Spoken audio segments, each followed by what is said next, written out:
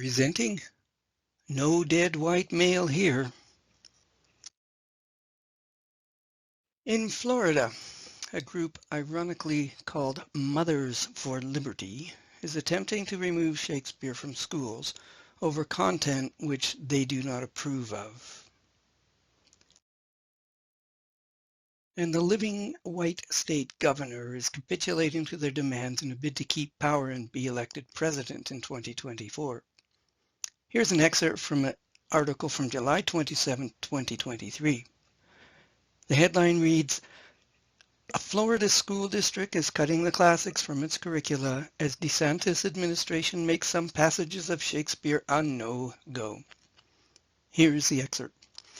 After an objection is made by a parent, the materials are required to be gone in 5 days and remain unavailable to students of that school until the objection is resolved. As a result, the curricula of schools in Florida's Hillsborough County won't require students to read any works of Shakespeare in their entirety, instead choosing to provide select passages for them to read instead.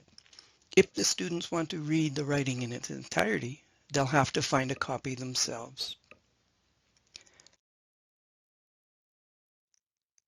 Thankfully, voters in regional elections held across the country in November 2023 rejected candidates who supported their proposed book bans and censorship, but the moms group still wants to go the way of the fascists. Here is what one satirist wrote for USA Today. Sadly, this is not far from the truth.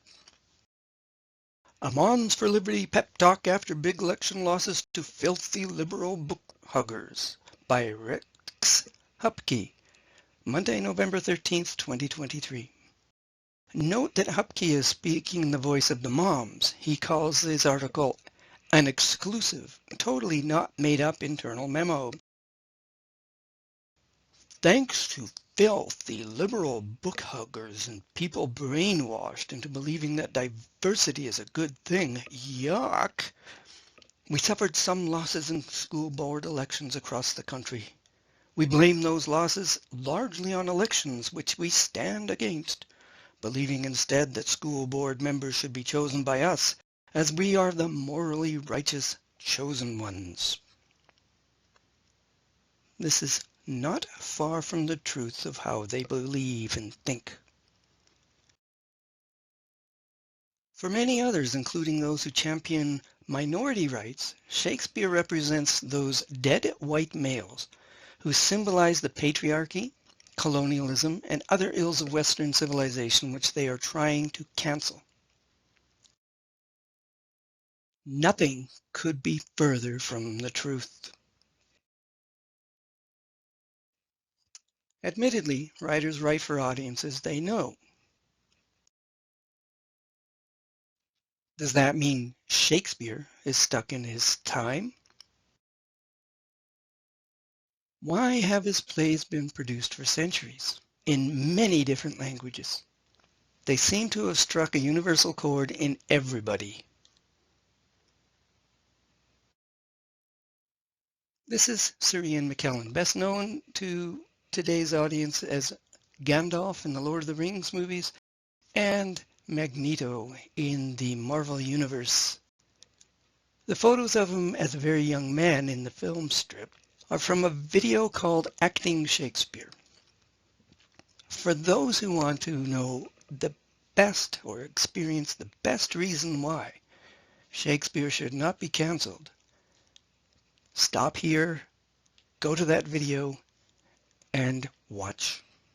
It may be long, but I guarantee you will come from that video with a totally different impression of Shakespeare.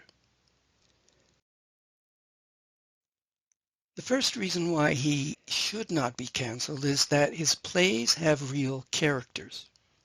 The couple in the center could be the most famous of all literature, Romeo and Juliet. The bearded white man in the bottom is King Lear, holding the body of his youngest daughter, Cordelia. As for the rest, they could be almost anybody in the canon. Guess who these actors are portraying?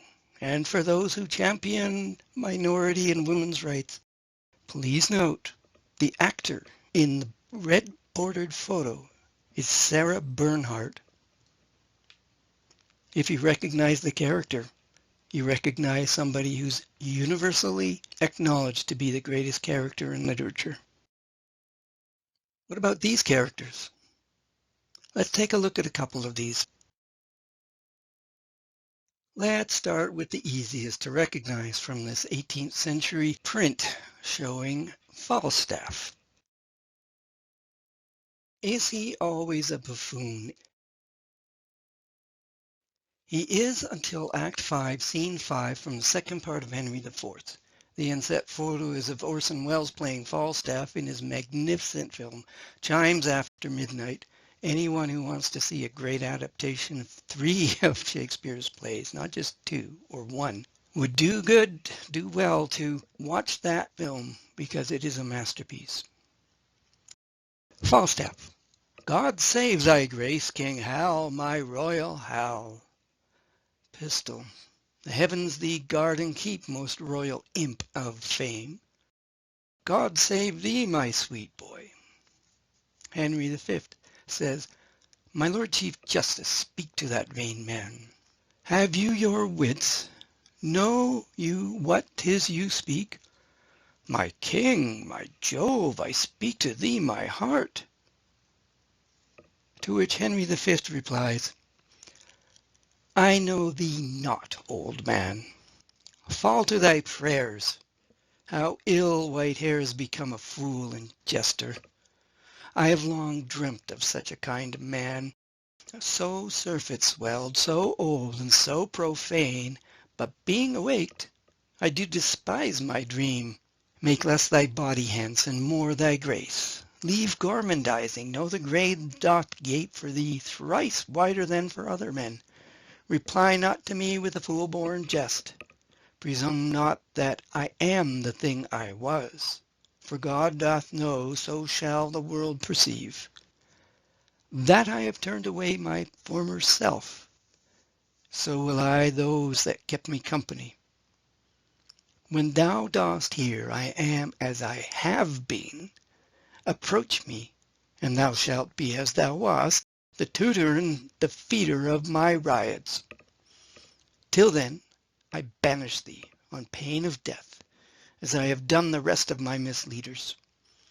Not to come near our person by 10 mile. For competence of life I will allow you, that lack of means enforce you not to evils. And as we hear you do reform yourselves, we will, according to your strengths and qualities, give you advancement. Be it your charge, my lord, to see these performed, the tenor of our word. Set on. King Henry and his train leave, but this is not the true extent of the betrayal, because the scene continues. Falstaff. Master Shallow, I owe you £1,000. Shallow. Yea, marry, Sir John, which I beseech you to let me home with me. That can hardly be, Master Shallow. Do you not grieve this? I shall be sent for in private to him. Look you, he must seem thus to the world. Fear not your advancements. I will be the man yet that shall make you great. I cannot perceive how, unless you give me your doublet and stuff me out with straw. I beseech you, good Sir John, have 500 of my 1,000. Sir, I will be as good as my word.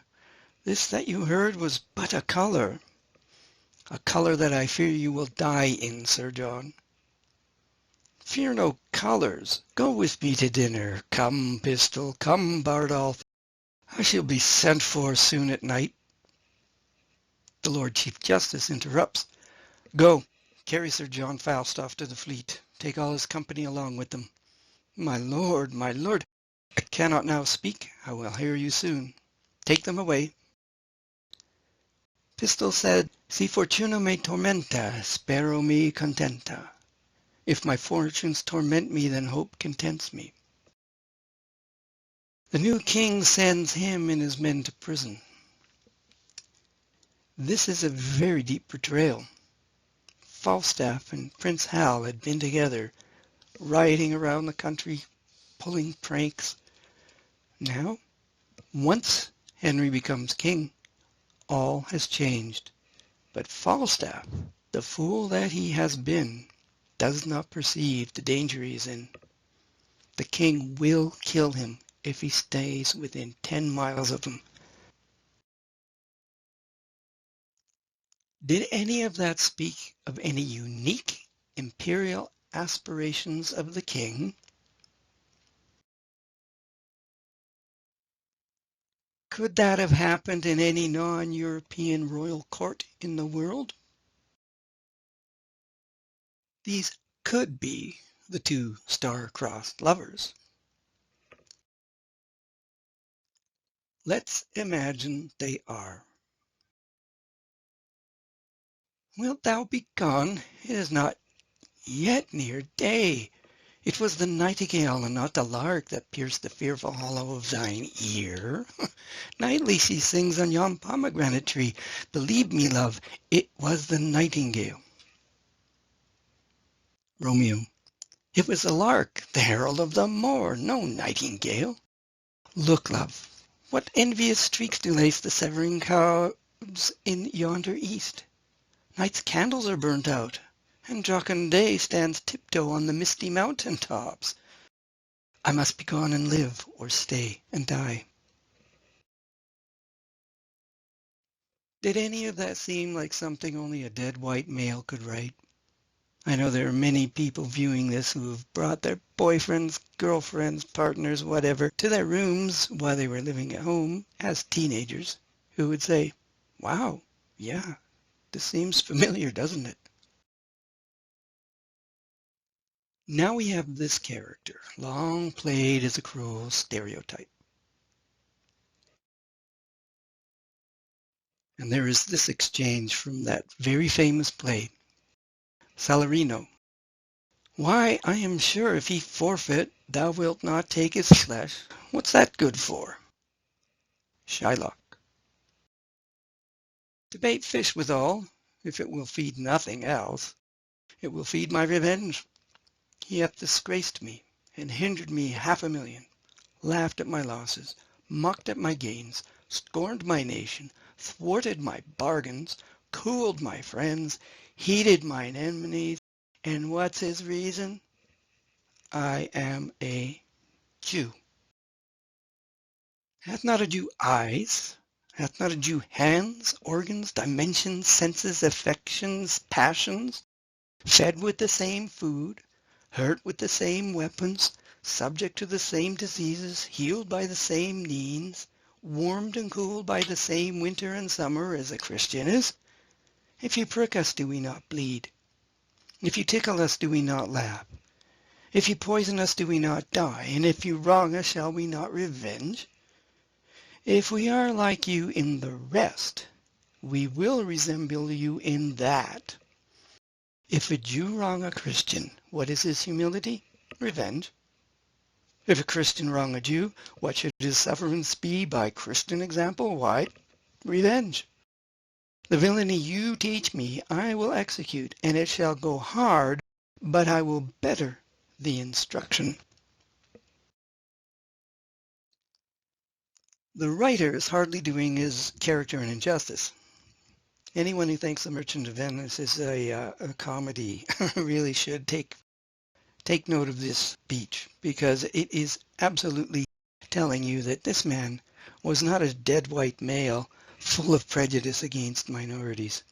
Indeed, the most famous character in literature who is black is Othello, full of as much depth as any other character in literature. Let me surprise you for a moment. Here is a speech well penned. Imagine that this character is reciting it. I will blank out the character in his speech. Come not to me again, but say to Athens, I hath made his everlasting mansion upon the beached verge of the salt flood, who once a day with his embossed froth the turbulent surge shall cover. The character is an exiled broke aristocrat from Athens. He could easily be black. He could easily be Greek. Timon, come not to me again, but say to Athens, Timon had made his everlasting mansion upon the beached verge of the salt flood, who once a day with his embossed froth the turbulent surge shall cover. Thither come, and let my gravestone be your oracle. Lips, let sour words go by, and language end. What is a myth? Plague and infection mend. Graves only be men's works, and death their gain. Sun, hide thy beams. Timon hath done his reign. These words could be spoken by anyone who has been wronged by others. What about maleness? Many scholars have noted that the plays have what could only be called a feminist outlook. Here's a speech by Catherine from The Taming of the Shrew. Why are our bodies soft and weak and smooth, unapt to toil and trouble in the world, but that our soft conditions and our hearts should well agree with our external parts? Come, come, you froward and unable worms. My mind hath been as big as one of yours, my heart as great, my reason haply more, to bandy word for word and frown for frown. But now I see our lances are but straws, our strength is weak, our weakness past compare, that seeming to be most which we indeed least are. She says, our lances are but straws. Does she mean women only, or both? Our lances, like human lances, are but straws. Human strength as weak, human weakness past compare. She is condemning all of humanity, but raising women up to be part of humanity.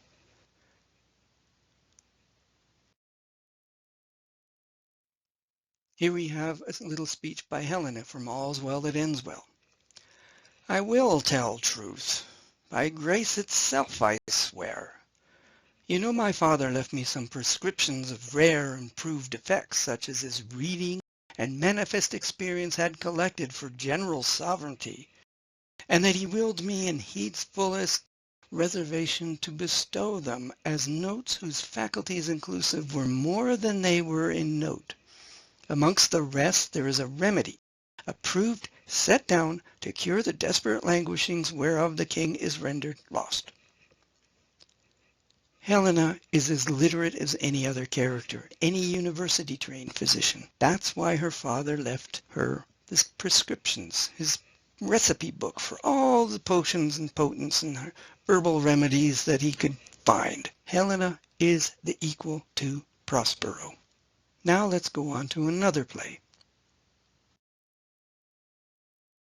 The first part of Henry VI has this exchange between Charles and Joan la Pucelle. Joan la Pucelle is essentially Joan of Arc, and she doesn't play a very significant role in this play, but it is important. Charles, thou hast astonished me with thy high terms. Only this proof I'll of thy valour make. In single combat thou shalt buckle with me, and if thou vanquishest, thy words are true. Otherwise I renounce all confidence. Joan, I am prepared. Here is my keen-edged sword, decked with 5 flowered de luces on each side, the which at Touraine in St. Catherine's churchyard, out of a great deal of old iron I chose forth. Charles, then come, O God's name, I fear no woman. And while I live, I'll never fly from a man. Here they fight, and Joan la Pucelle overcomes Charles. Stay, stay thy hands, thou art an Amazon, and fightest with the sword of Deborah.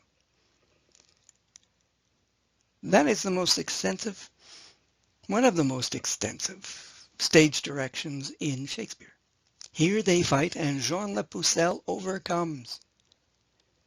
She is equal. No, she is the better of one of the greatest knights in the play.